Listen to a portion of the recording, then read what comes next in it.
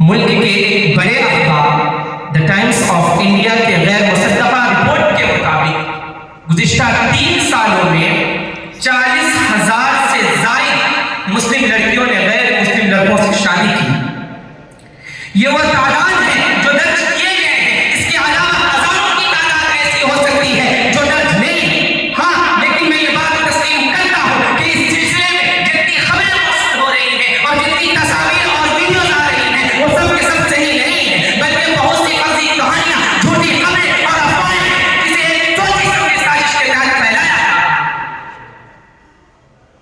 لیکن یہ سارے خبریں جھوٹی بھی نہیں ہیں، اس لیے کہ اس میں کوئی دو رائے نہیں کہ پہلے کی بنسبت اس میں بہت تیزی آتی جا رہی ہے اور آئے دن ملک کے کسی نہ کسی ضلع سے ایسی خبریں آئی جاتی ہیں جس سے ہماری غیرت کا جنازہ نکل جاتا ہے.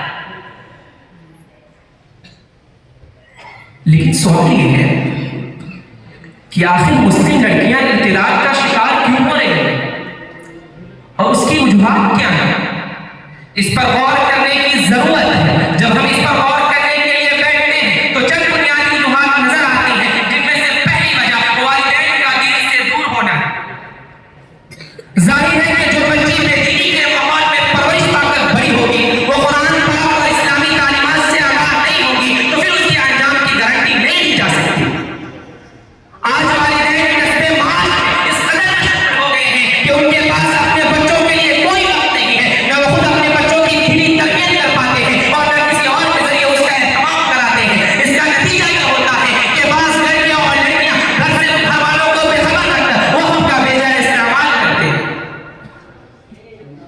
ارتداد کی دوسری وجہ ہماری لڑکیاں عصری علوم کے حصول کے لیے ایسے کالجز اور یونیورسٹیز کا رخ کرتی ہیں جہاں باہمی اختلاط کو غلط نگاہ سے نہیں دیکھا جاتا، بلکہ مرد و عورت کا قدم سے قدم ملا کر چلنا ترقی کی راہ ہموار کرنا سمجھا جاتا ہے. لڑکوں کی لڑکیوں سے دوستی کو معیوب نہیں سمجھا جاتا، بلکہ اسے بھی فیشن کے طور پر دیکھا جاتا ہے، ان کی حوصلہ افزائی کی جاتی ہے.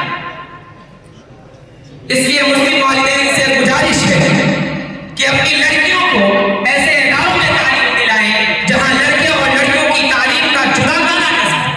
اگر پورا مسلم سماج یہ طے کر لے کہ ہم اپنے بچوں کو مخلوط تعلیم سے بچائیں گے تو اسکولوں اور کالجوں کی انتظامیہ بھی مجبور ہوگی کہ وہ لڑکے اور لڑکیوں کے لیے علیحدہ بلڈنگوں اور علیحدہ کلاس روم کا انتظام کرے.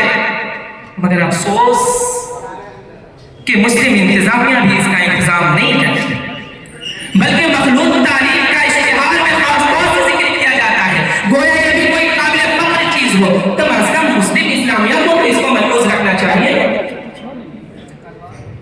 اس سلسلے میں امام شریعہ بخاری شریف پٹنہ کے ذمہ داران قابل مبارکباد ہیں کہ انہوں نے گوٹا، رانچی، کٹیہار، پورنیہ، سیوان، بخاری شریف اور اسکسول میں CBSE طرز پر لڑکیاں اور لڑکیوں کے لیے تعلیم کا الگ الگ انتظام کیا اور مسلم انتظامیہ کو یہ ترغیب دیا کہ آپ بھی ایسا کر کے مسلم انتظامیہ مسلم لڑکیوں کو فتنہ ارتداد سے بچا سکتے ہیں. اس سلسلے میں حقانی کراچی کے اہم کردار کو خاموش نہیں کیا جا سکتا جس نے انتہائی حکمت عملی اور سوجھ بوجھ کے ساتھ لڑکے اور لڑکیوں کی تعلیم کا جدا گانا نصب کیا.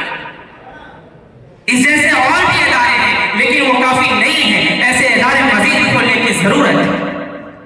ارتداد کی تیسری وجہ ٹی وی پر آنے والی فلمیں اور گھریلو کہانیاں ہیں جن میں لڑکیاں اور لڑکیوں کی محبتیں بتائی جاتی ہیں، گھر سے بھاگ کر شادی کرنے والوں کی داستانیں سنائی جاتی ہیں، جسے دیکھ کر مسلم لڑکیاں لاشعوری طور پر یہ سمجھتی ہیں کہ یہ کوئی معیوب چیز نہیں ہے اور پھر اس کے دل سے ماں باپ کی عزت کا خیال نکل جاتا ہے اور پھر وہ نہ صرف اپنے ماں باپ کی بدنامی کا سبب بنتی ہے بلکہ پورے سماج کے منہ پر کالی پہنچ جاتی ہے.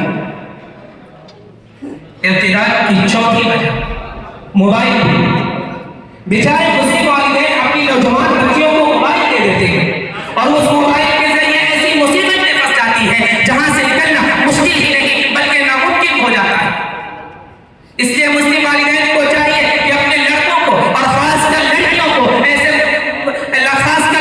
موبائل دینے سے گریز کریں اور اگر بتقاضائے ضرورت موبائل دیں تب بھی آنے والے فون نمبرات کی چیک کرتے رہیں. اسی طرح انتہائی انٹرنیٹ دینے سے منع کریں اور چیک بھی کرتے رہیں کہ بچہ کون سا پروگرام دیکھ رہا ہے اور کن لوگوں سے کیا باتیں کر رہا ہے. ان چیزوں سے بے توجہی بچوں کو غلط راستے پر ڈال دیتی